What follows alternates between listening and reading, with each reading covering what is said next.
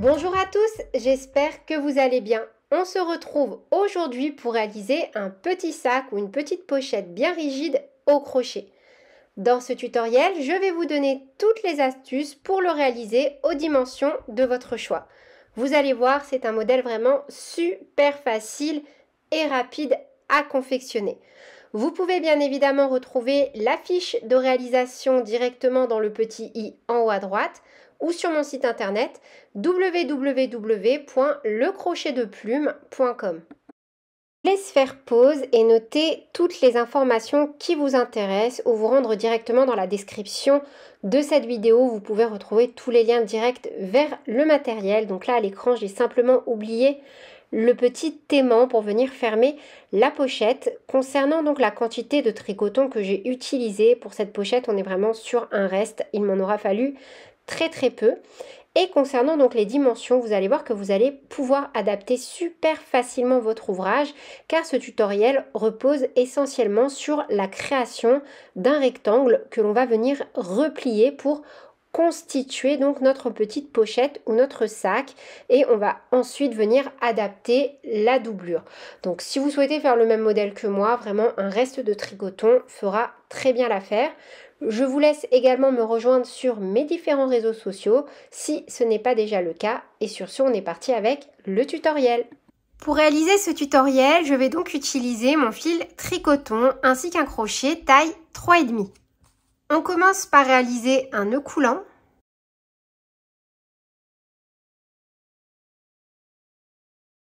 Puis, on vient faire une maille chaînette de 19 mailles en l'air. 1, 2, 3, 4, 5, 6, 7, 8 et 19. On saute la première maille et on pique dans la deuxième maille à partir du crochet et on vient faire 18 mailles serrées. Donc 1, 2, 3, 4, 5, 6, 7 et 18. Une maille en l'air, on tourne, on pique dans la deuxième maille à partir du crochet, ça veut dire qu'on saute la maille en l'air que l'on vient de faire et on vient piquer toujours dans les deux brins et on refait 18 mailles serrées. 1, 2, 3, 4, 5 et 18. Une maille en l'air, on tourne et on va à chaque fois donc répéter le rang numéro 2. Donc, on saute la maille en l'air que l'on vient de faire et on refait 18 mailles serrées. Voilà le résultat. Donc moi, je me suis arrêtée jusqu'à avoir environ 22,5 cm de hauteur. Hop.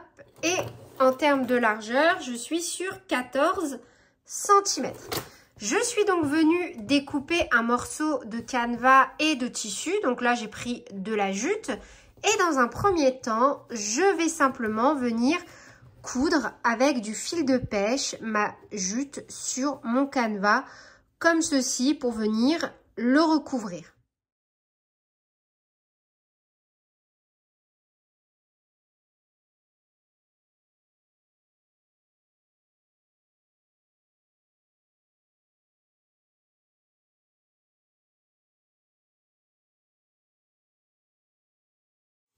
Une fois donc qu'on a nos deux parties, donc la partie du canevas avec la jute ou notre autre tissu et notre petit tricoton, on va venir tout simplement fixer comme ceci, hop, notre jute et notre tricoton. Il y a plusieurs façons de faire, vous pouvez très bien juste coller avec du thermocollant, coudre, enfin je vais vous montrer plusieurs techniques ou assembler au crochet. Donc déjà moi pour ma part, je vais venir fixer mon premier petit bouton pression. Donc pour ça déjà sur la partie qui va se trouver, voyez, hop, comme ceci ici, là je vais venir donc mettre ma première attache. Je vais la caler, je vais donc sauter 2 rangs, 1, 2, je vais la mettre au niveau du rang numéro 3 Donc, je vais venir la caler sur mes 2 mailles du milieu en comptant 9 mailles de chaque côté. 1, 2, 3, 4, 5, 6, 7, 8, 9. 1, 2, 3, 4, 5, 6, 7, 8, 9. Donc, hop, je viens mettre mon petit aimant comme ceci. Et je vais venir tout simplement rabattre. Une fois que c'est fait, donc, on va venir faire la même chose au niveau de la jute cette fois-ci. Donc, on prend notre jute et on va vraiment la positionner bien droite et faire correspondre comme ceci. Puis, de nouveau, on va donc venir fixer notre petit aimant.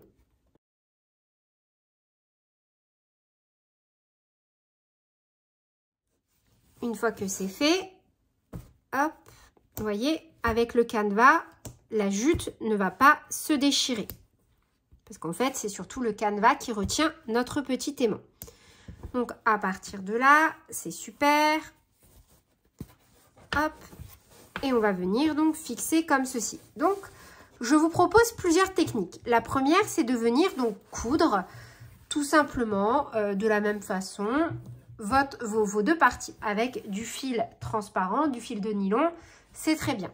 La deuxième, c'est que vous allez pouvoir utiliser du thermocollant. Et pour ça, si vous le souhaitez, je vous renvoie vers un tutoriel en pas à pas où je vous montre comment réaliser des coutures sans couture.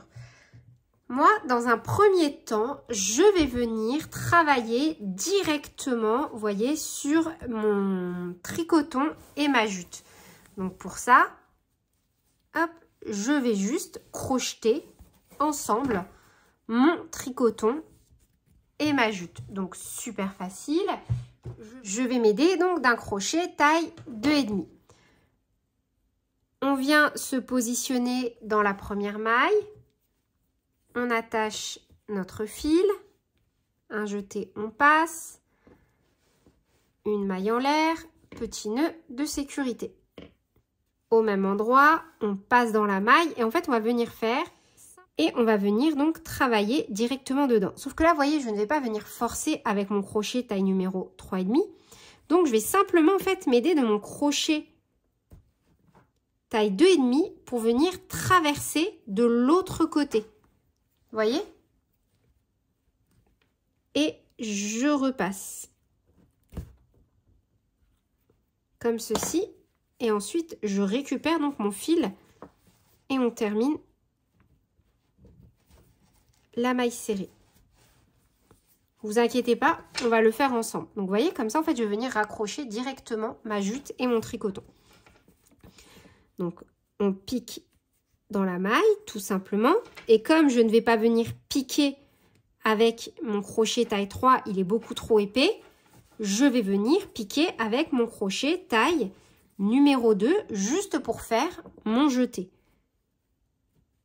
Vous voyez, hop, un jeté, on ramène, on a donc 2 boucles, comme ceci.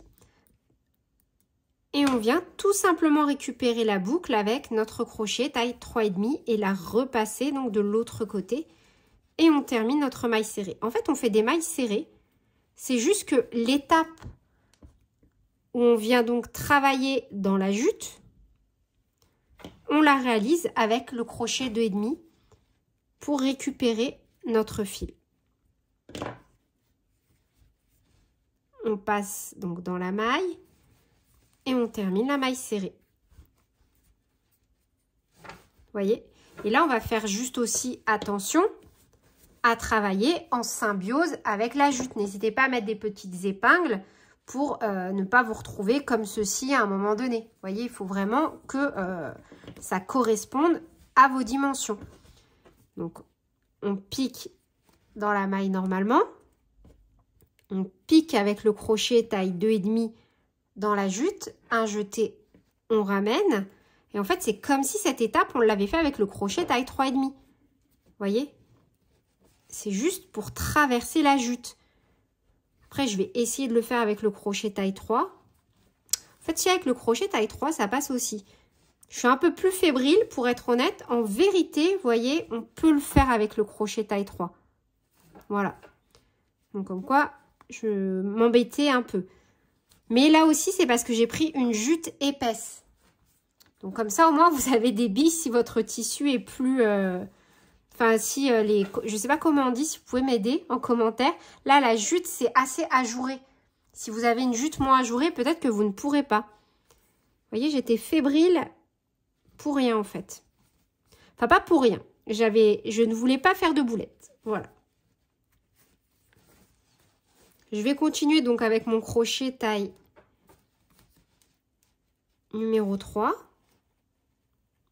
Vous voyez, là, je prends malencontreusement des petits fils. Donc, si on fait comme moi, là, il faut faire attention. Si ça passe avec le 3. Non, attendez, on va quand même vérifier. Là, vous voyez, j'ai une petite différence parce que j'ai tiré un fil malencontreusement. Donc, à vous de voir. Faites comme vous voulez. Moi, perso, je vais terminer en 3 en faisant un peu plus attention. Mais en fait, on vient simplement faire des mailles serrées en traversant également la jute et le canevas. Là, vous voyez, c'est trop difficile de percer. Il faut que je m'aide. Hop. En fait, vous faites au feeling. Si vous voyez que vous n'arrivez pas à traverser, utilisez un autre crochet. Juste pour venir percer. Et donc, arrivé dans l'angle, on va faire tout simplement la même chose sur cette bordure-là. Donc, idem. Hop, si on n'arrive pas à piquer, on vient s'aider de notre crochet plus petit.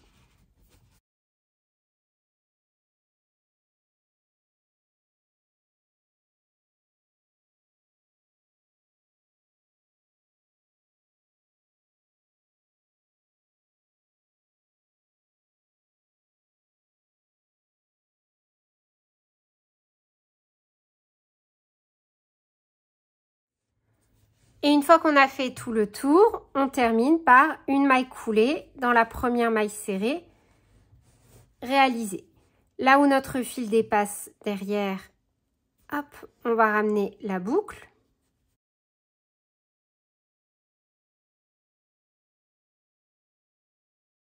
Une maille en l'air, on coupe et on peut cacher notre fil. Ensuite, on va venir mettre des petits marqueurs au niveau de nos coins et on va tout simplement venir coudre. Pour ma part, je vais venir à chaque fois travailler seulement, vous voyez, dans les brins internes. Et pour ça, je vous renvoie sur le tutoriel qui sera disponible dans la description de cette vidéo sur l'assemblage de nos ouvrages au crochet. Donc là, je vous propose une technique à l'aiguille, mais dans la petite vidéo, vous allez pouvoir retrouver plusieurs techniques et utiliser celle qui vous convient le mieux.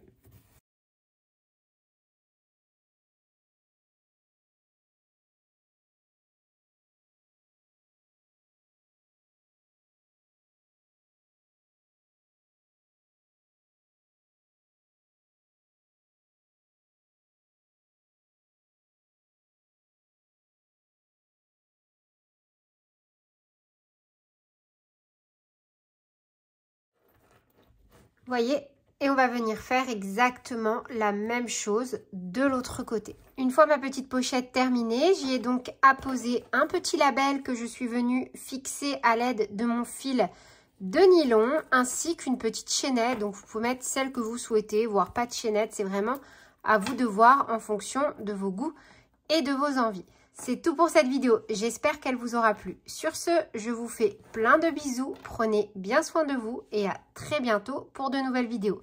Salut!